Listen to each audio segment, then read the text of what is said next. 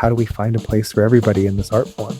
It doesn't matter, what color your skin is on the inside. If you're a ballet fan, you're a ballet fan. If you got to dance, you got to dance. What I love about Phil and Gina and their whole approach is it's very much like, let's talk about it. Let's think about it. So my hope is that at the end of the film, maybe those people who said at the outset, if you don't like it, don't go, might say, aha, okay, now I see what you mean.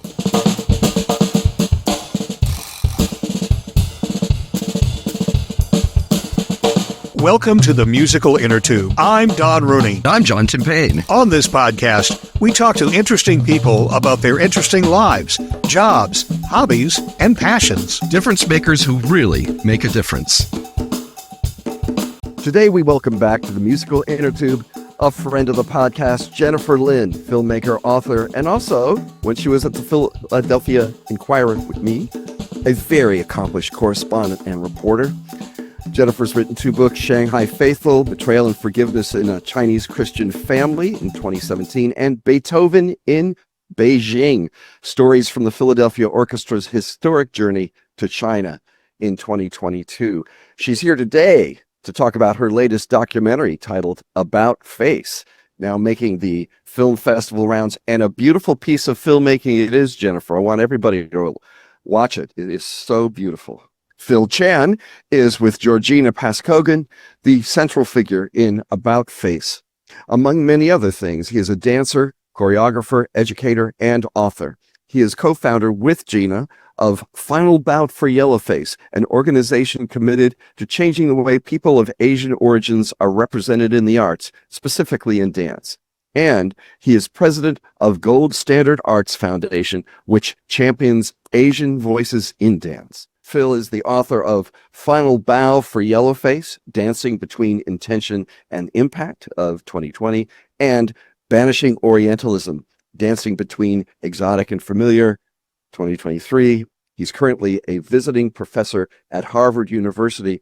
Welcome, Lynn and Chan, Jennifer, and Phil. Hello, John. Hello, Don. And thanks for having me back on the podcast. Nice to be here. Jennifer, in a previous podcast, we've talked about this movie. It's been underway for a long time. Yes. Would you like to give us a capsule summary of how it finally got over the finish line and how it's out there now? It's so wonderful to see it. And we only saw little bits of it as we went along, and now it's a thing. But can you give us an idea of what you have to go through to get a movie finished? Well, movie making is not a fast business. So this project has been, Phil, 4 years in the making. And really, it's because my daughter, Corey Steig, gave me Phil's book, Final Bow for Yellowface, that this whole project became a film 4 years later. So think back to the summer of 2020. And all of the turmoil in this country. Think back to the Atlanta spa murders where Asian women were killed, and the rise in anti-Asian hate. And that was kind of the backdrop when Corey gave me Phil's book, which talked about Asian representation in ballet. And so I'm a ballet nerd. I've loved ballet since I was a little girl. My mother was a ballet snob. She used to take us up to New York City from Philadelphia to see the New York City Ballet because it had to be the best. And so, I grew up with ballet, but there was something that every time we would go to see the Nutcracker, there was something that always kind of bothered me about the Chinese dance because my dad is Chinese, and I don't know, as a kid, I couldn't really articulate it. So then Corey gives me Phil's book, Final Bow for Yellowface, and it was like, aha, he is speaking to me. And it's, I'll let Phil explain more about his book, but Phil kind of put into words what I was feeling, but wasn't quite able to articulate, and why watching certain ballets kind of made me feel, And so the Nutcracker was one of them. And I was fishing around for another documentary project. I had just finished Beethoven in Beijing about the Philadelphia Orchestra. And so Corey and we were like, this would make a great film. So we called up Phil and Gina. They signed on. We started the interview process.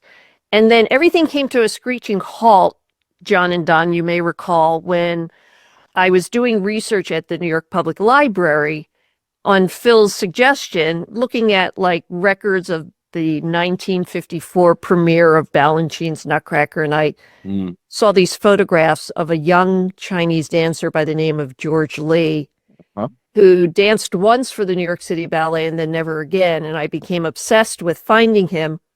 I found him. We did a documentary about him called 10 Times Better, but that meant putting the Phil and Gina project aside, which we only resumed last year, and now it is finished. It's making the film festival circuit, and hopefully next year sometime it'll be on public TV. So that's kind of the thumbnail background, but it was really because of Phil's book coming out at a time when it did that really made me think, you know what, this is a topic that we need to explore now. Phil, first of all, do you hate George Lee for putting a huge hold on your movie? And second, no, go ahead. I had the pleasure of meeting George Lee before he passed over Zoom, and in my own research, I'm a Nutcrackerologist, having worked on so many productions of the Nutcracker all over the world. So, as part of my fellowship at the New York Public Library in 2020, I came across photos of George and sort of had always wondered what happened to him. Where was this Asian person? And, as we're changing the very dance he premiered, where did he go? And so lucky Jennifer was able to find him. I don't know, Chinese people we have a very strong filial piety that is hammered into us from our Confucius background. So the fact that I could make way for an elder to have his story told, especially since his story had gone so many years untold and was just, he was a pioneer in so many ways that I was just thrilled that he was alive and we could get his story captured forever. So absolutely no hard feelings, Jennifer. And I think just what a service Jennifer did to the dance world to make sure that George finally had his day in the sun. So. And let's give the film a shout out. Everybody listening to this podcast, go and see that. It tells its own story. It brings us into its own world. It goes from World War II to dealing cards in Vegas, and it tells you an awful lot about the life of the dancer as well. And Jennifer, that's coming up on PBS pretty soon, right? So right now it's available on streaming on American Masters, but on December 16th, PBS is going to broadcast it nationally. So every station in America will show it, which is like incredibly rewarding for me, because when I called George Lee for the first time on the phone, when I finally tracked him down and I said, I'm a reporter, I really want to tell your story. He said to me, "Why are you interested in me? I'm nobody." And so, for him now to have his story told nationally on TV, it's really great. And, George got to enjoy a lot of his late in life celebrity. So I think he got a kick out of it. That's great. That's terrific. Let's go back to the Nutcrackerologist, because one of the other things that occurred to me in watching the film about Face and your participation in it, Phil, is the fact that the Nutcracker has been seen by almost everyone. It is the ballet that you take your kids to first thing. And if you are a young ballet, even if you're a kid that just takes ballet lessons and doesn't go any farther in the career, you're going to be in a production of the Nutcracker when you're 5, 6, 7, 8 years old. So it is pretty universally known. And the portion of the Nutcracker that involves the Chinese dance involves many nations coming in. But the Chinese dance specifically shows how China was represented in the minds of Europeans back in the 16th, 17th century, whenever this was first composed. And so it needed updating. So that's where you come in. Is that right? Yeah. So it really was, the line for me is taking the difference between character and caricature. Mm-hmm. So thinking about your favorite character in a film or a book, while you're watching that movie or a book, you might not have the same lived experience as that character. It might be a different gender, lived in a different time, has a different life experience. But while you're in that movie or in that book, you get to see the world through that character's life experience. So I will never be pregnant as a man, but if I read a character about a woman who's pregnant, and maybe the next time I'm on the subway, I'll give up my seat for the pregnant lady because I know that she's what she's carrying. So that's what good art does, is build empathy for people. And you do that by building rich characters. The flip side of that is a caricature. So something like a shorthand Saturday Night Live. It's flat. It's two-dimensional. It's really meant to be just, again, a shorthand. So sometimes caricatures are important, punching up, calling truth to power, like Saturday Night Live, but can also be used to punch down, like racial caricature, blackface, etc. So the question for us is, when we're going to see the Nutcracker, some of the dances have so much character in them, character dances. And then the sort of Asian ones, the Arabian, the Chinese, are just sort of flattened caricatures of these cultures. And so as ballet is shifting from being just a dance for kings and queens of Europe from the 16th century to now being a dance form for all Americans, including white Americans who are not Europeans, right? We're not doing ourselves any favors by pretending all white people are Europeans, right? Yes. Right. So It all ain't of true. us, It ain't true. how do we make this art form that was not made for any of us work for all of us? And so the way to do that is saying, okay, well, why doesn't everyone get a character when we're representing their country? That's all we're asking. And so that's where the sort of impetus of this work comes from. So Gina, your co-founder in Last Bout, tells a story of finally getting to have sort of a leading role in a ballet, and it is going to be an Asian character. And she's supposed to be Chinese, and the first thing that they do is dress her in a geisha wig, and it's all from there. It's wrong. All of it's wrong. And she talks about that feeling that she had of inner conflict, sort of, even though it was her big moment in some ways. One felt sort of the coercive aspect, even of the casting system, that you're supposed to stay quiet when the room is full of white people, and that you can't really, even when, and I thought immediately when I saw that, I'm immediately, it sort of hurt my heart, because I thought, how many other dancers has it been like that? And I'm sure you have a story you could tell about that inner conflict and saying, man, should I speak out now? Should I wait? Can you tell us about, did you have your own, I'm sure you did, first moments? I remember going to the Nutcracker as a young boy and sitting there with my dad, and then, the Chinese dance happens, and, he sort of leans over to me and he looks at that and he says, is that really what you want to do with your life? Do you really want to do this ballet thing? Because that's all they're ever going to see you as. You're never going to be the prince. You're just going to be the butt of the joke. Are you sure you want to do this? And that, has really sort of stuck with me in this work, is how do we find a place for everybody in this art form? It doesn't matter, what color your skin is on the inside. If you're a ballet fan, you're a ballet fan. If you got to dance, you got to dance. Doesn't matter. And so this work is really about how we make this art form bigger and for more people. And also, I think this work is also opening doors for people to not have to see that or say that anymore, is to immediately walk into a theater and just know that you're part of the show and it's just assumed. That's what we want everybody to have the experience for. So that's really at the heart of our work, is to make this art form bigger and to last and survive into the 21st century, when we're competing with Netflix and professional baseball and Broadway and all of these other art forms, that there's still something beautiful and sublime about classical ballet that anyone can enjoy. Another point that you made, John, about the reluctance to speak up and speak out. Making an elite ballet company is about as difficult as joining the NBA. I mean, there are a lot of people who fail and try and fail.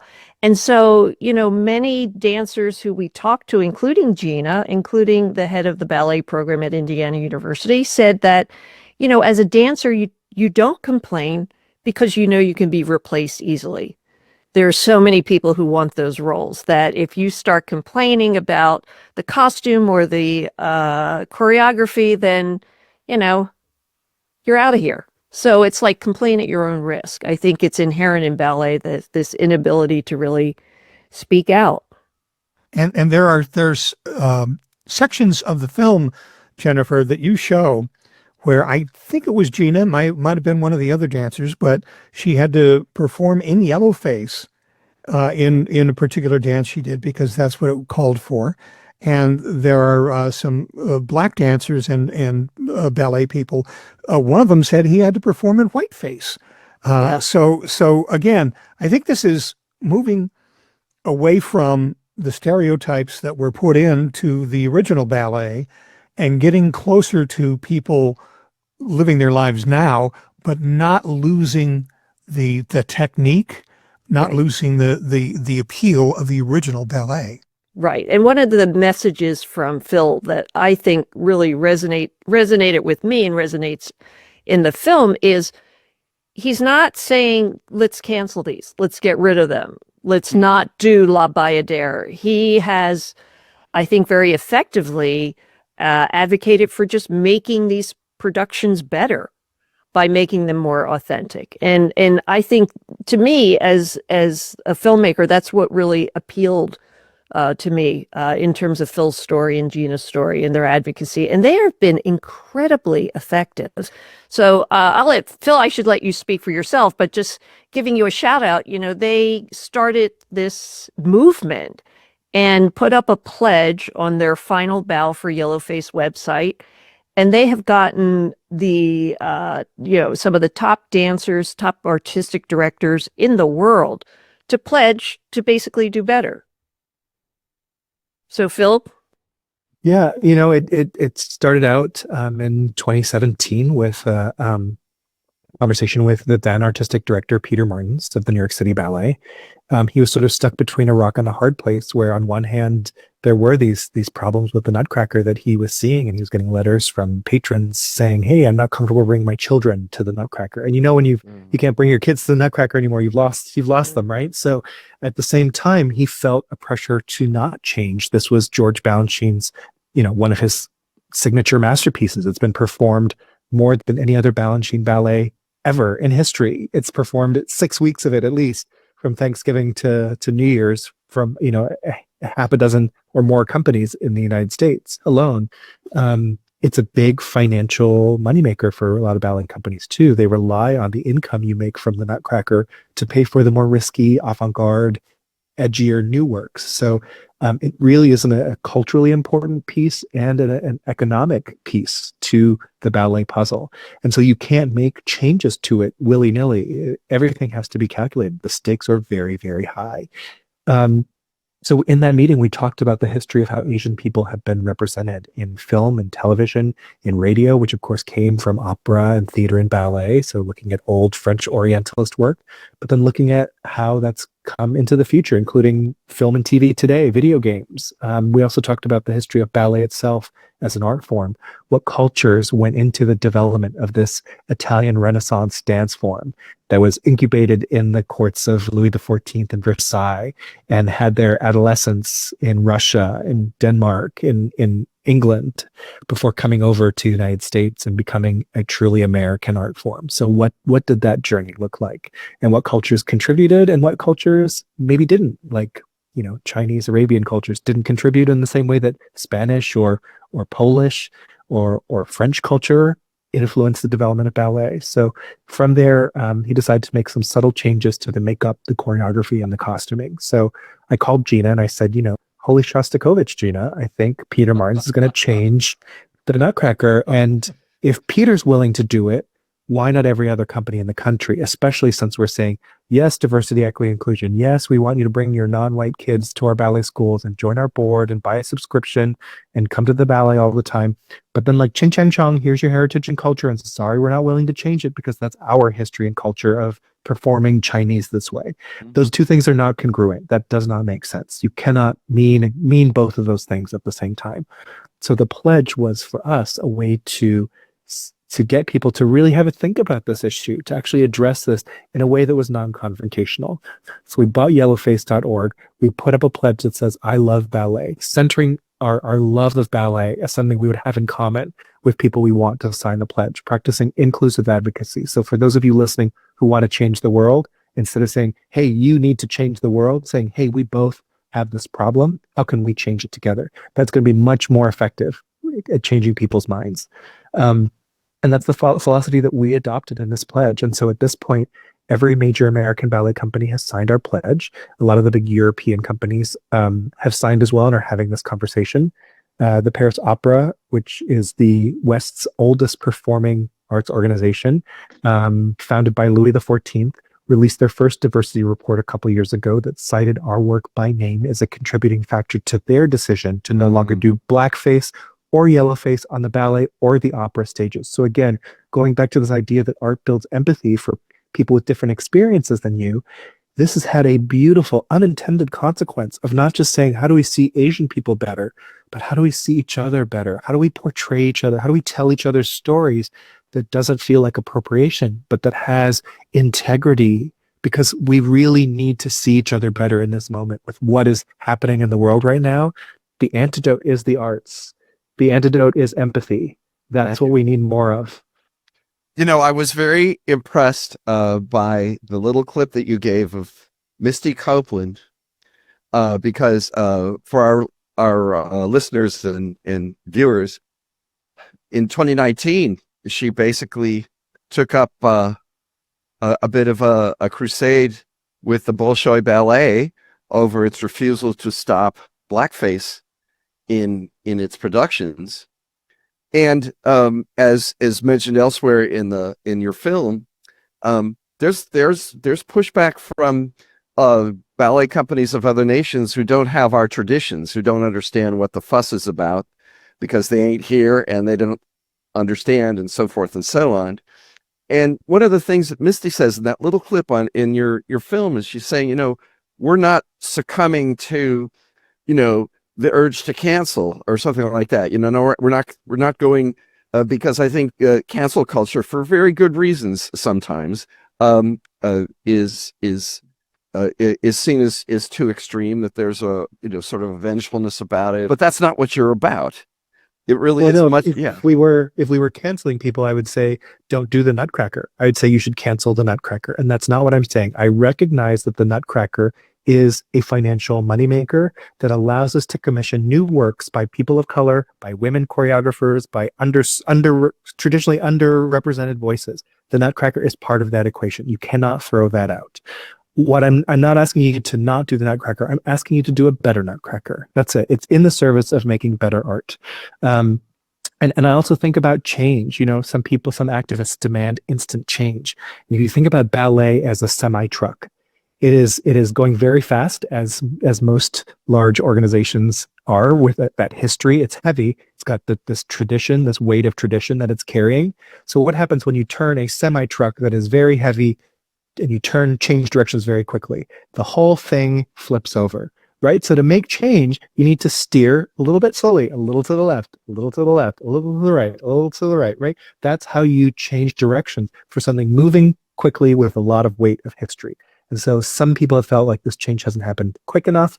But look at where we are 8 years later. I mean, we can really say that we have all of the major American companies have signed onto this movement and are actively opening doors for Asian people. The flip side of this argument, of this same, or the other side of the same coin, is where are the Asian creatives telling their own stories? Jennifer Lin, an Asian documentary, telling our own story, right? But it's so important for us to tell our own stories.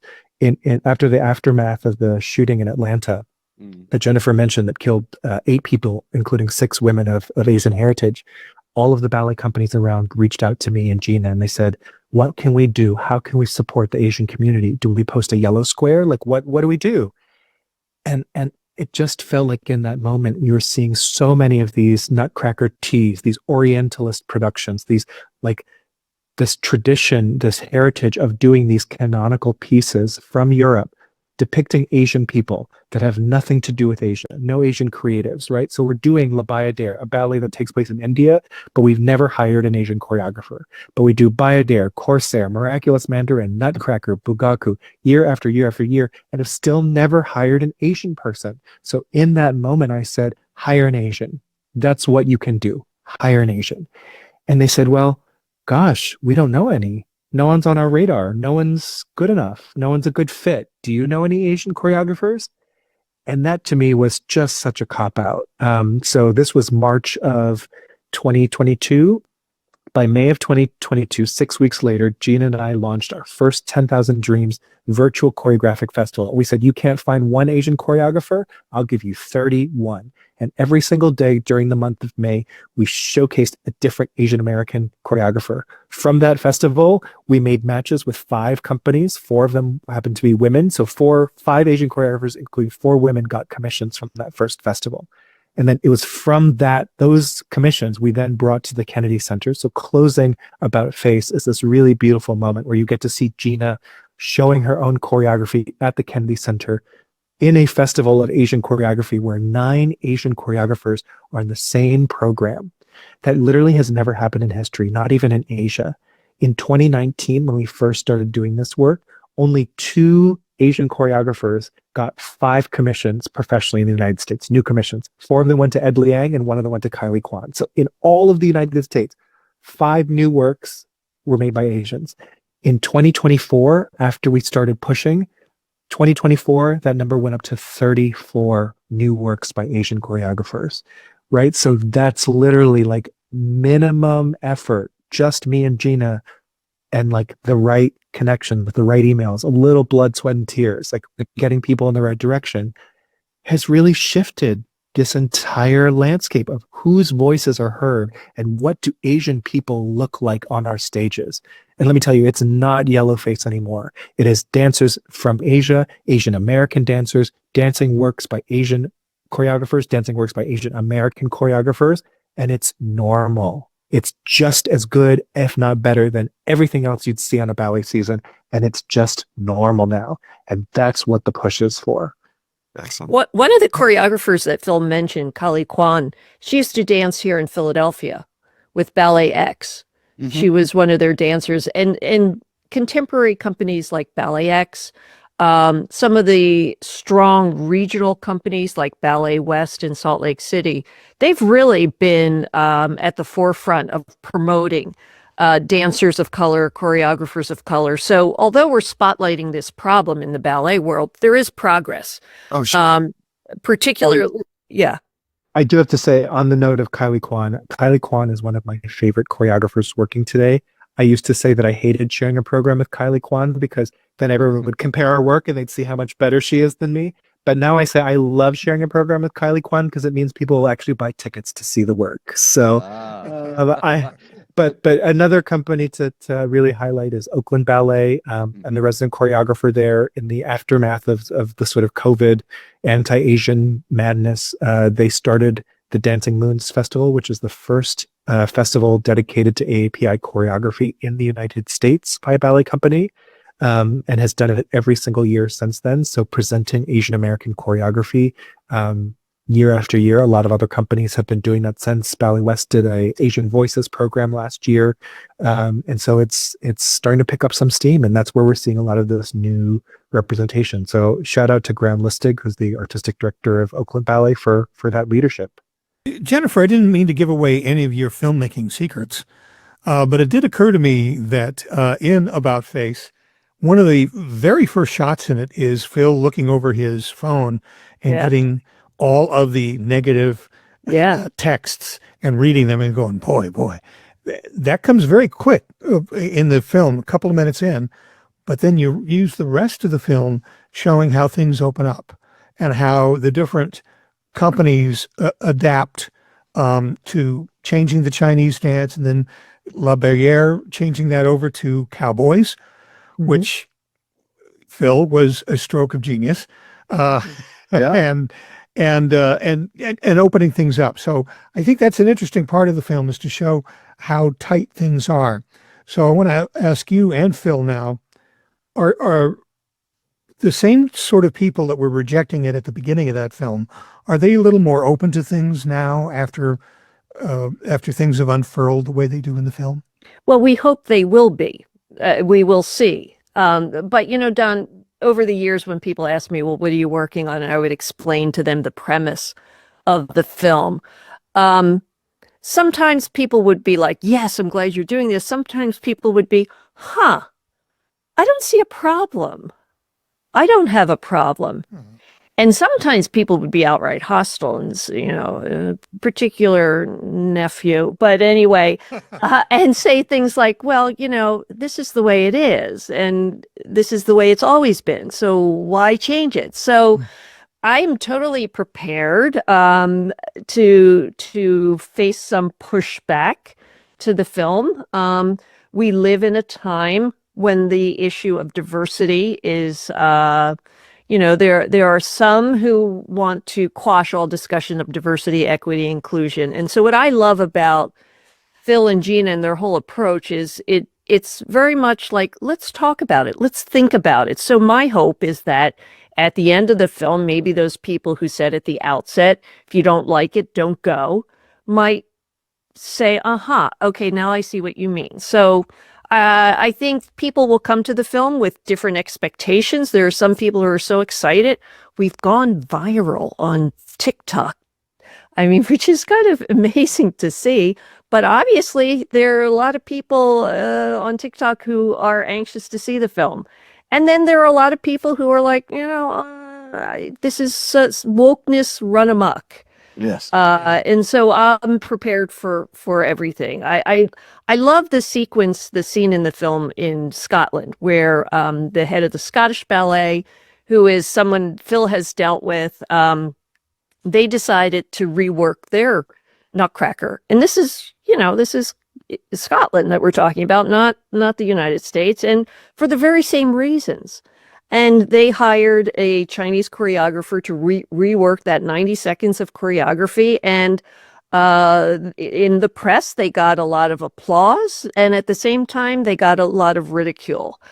Russia Today, in particular, took offense with their decision to rework the Nutcracker. So, yeah, I'm. Although, to be fair, the reporter from Russia Today who did that was then arrested for being a Russian plant. So yes, I just have enemies everywhere, don't I? Yeah.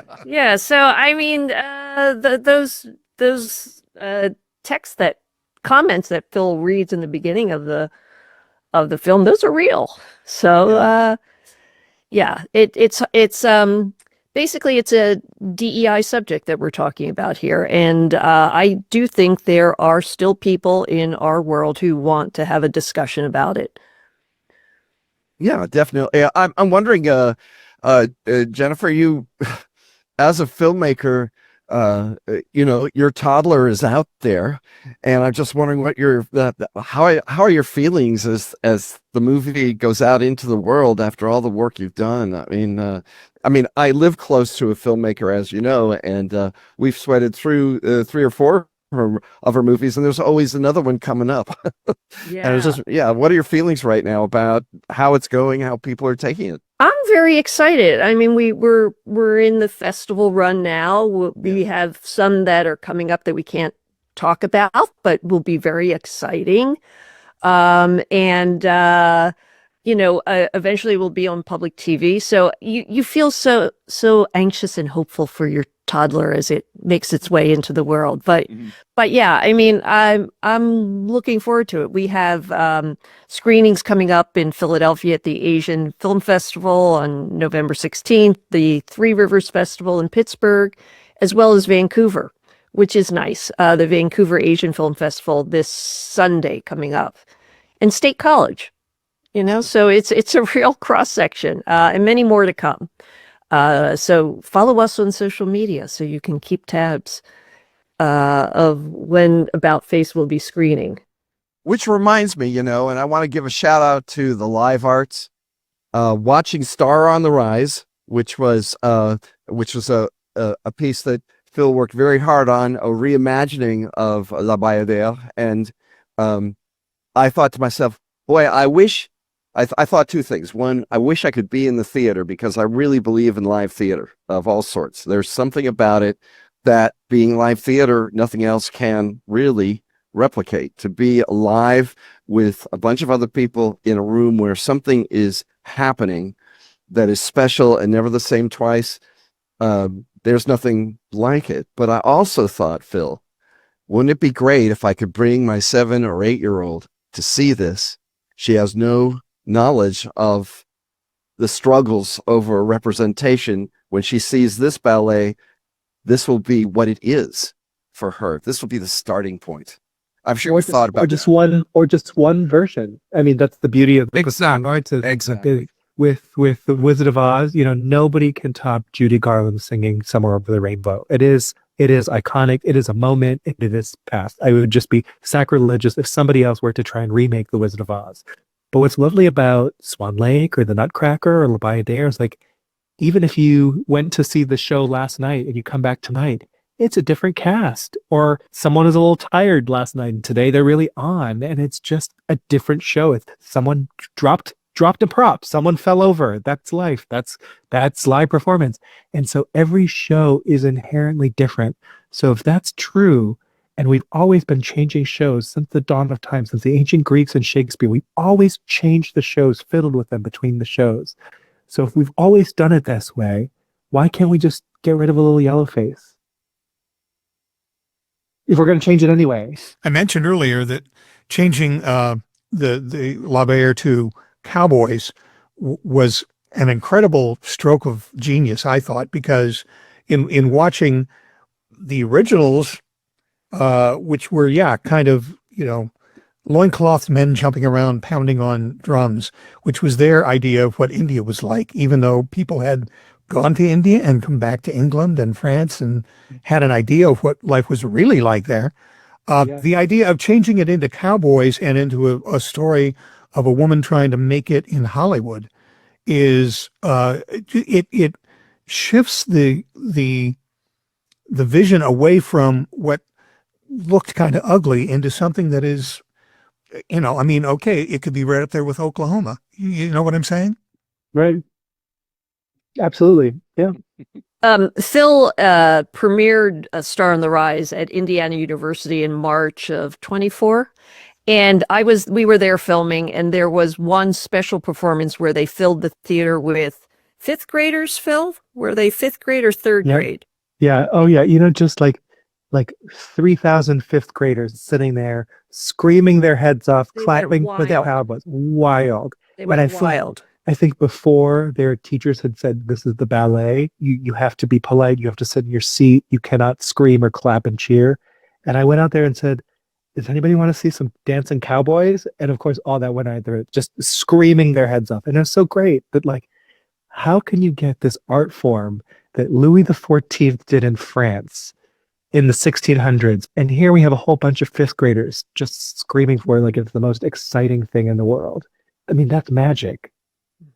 Absolutely. Well, listen, thanks so much, Jennifer Lin and Phil Chan. The movie we're talking about is About Face, and we've been talking about a lot of art forms, many of which appear in About Face. Very much recommended. It's now doing the film festival round, and I know what that's like because I'm doing it myself as a filmmaker dad. Yeah. But I know what it's like, and hats off to you both for having made just a gorgeous piece of documentary filmmaking together. Well, thank you very much for having us on. Thank you, guys. Follow us on social media so you can keep tabs of when About Face will be screening.